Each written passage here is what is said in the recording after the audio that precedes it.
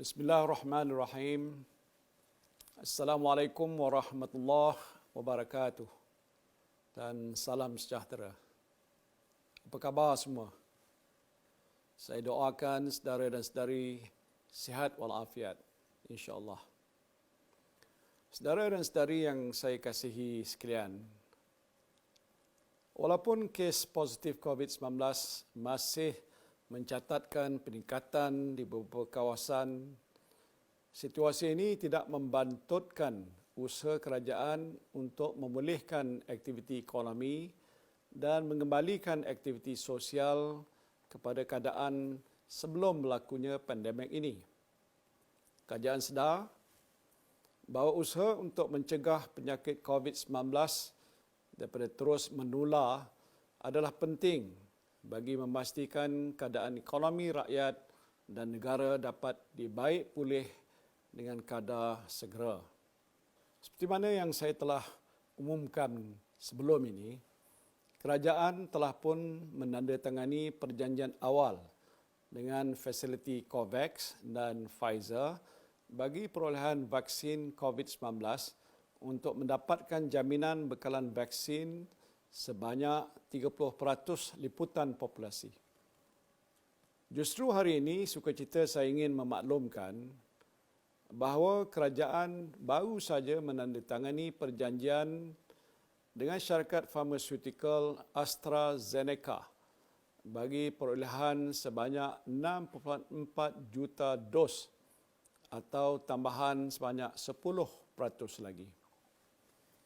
Ini bermakna jaminan bekalan vaksin sebanyak 40% yang telah pun diperolehi menerusi perjanjian bersama fasiliti COVAX, syarikat Pfizer dan syarikat AstraZeneca. Kerajaan juga sedang dalam proses rundingan akhir dengan Sinovac, CanSino dan Gamaleya bagi mendapatkan jaminan bekalan vaksin bertambah melebihi 80% jumlah populasi negara atau 26.5 juta. Melalui kesemua rundingan dan perjanjian yang telah dan akan dimeterai buat masa ini, kerajaan akan membelanjakan sejumlah 504.4 juta dolar, iaitu 2.05 bilion ringgit. Jumlah 80% ini adalah melebihi sasaran awal kita, iaitu untuk memberikan vaksin kepada 70% rakyat Malaysia. Perjanjian dengan Sinovac, CanSino serta Gamaleya ini juga akan memberikan nilai tambah kepada sektor sains dan teknologi tempatan yang bakal memberikan pulangan kepada rakyat dan pembangunan negara. Ini termasuklah melakukan proses pembotolan vaksin di dalam negara, pendidikan dan pembangunan, serta perkongsian pengetahuan dan pemindahan teknologi. Kerajaan akan terus mengadakan rundingan dengan syarikat-syarikat farmaseutical yang lain bagi memastikan negara kita mempunyai jaminan akses bekalan vaksin percuma yang mencukupi.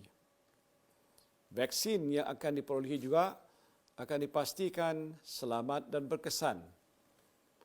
Untuk meyakinkan rakyat bahawa vaksin yang diperolehi adalah selamat dan berkesan, saya akan menjadi antara individu pertama untuk menerima suntikan vaksin COVID-19.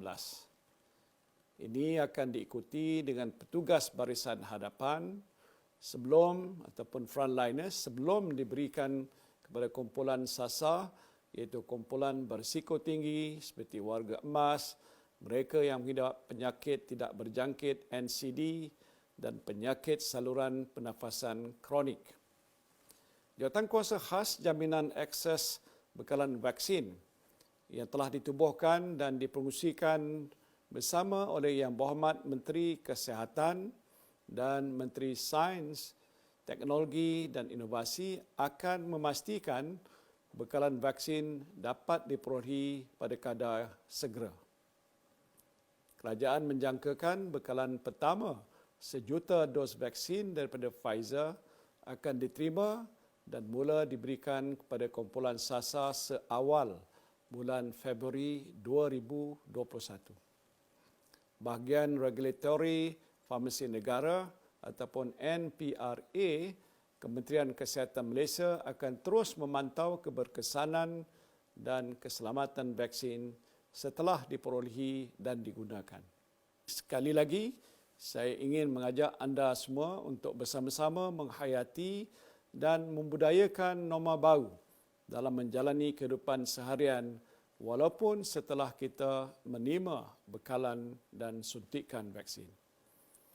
Kita perlu menyesuaikan diri dengan norma baru kerana virus ini telah pun berada di dalam komuniti.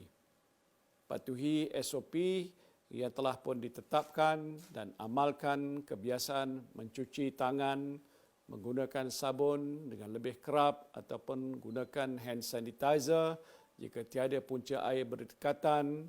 Pakailah pelitup muka dengan betul ketika berada di tempat awam dan jaga jarak fizikal dengan orang di sekeliling. InsyaAllah kita mampu menghadapi cabaran ini bersama.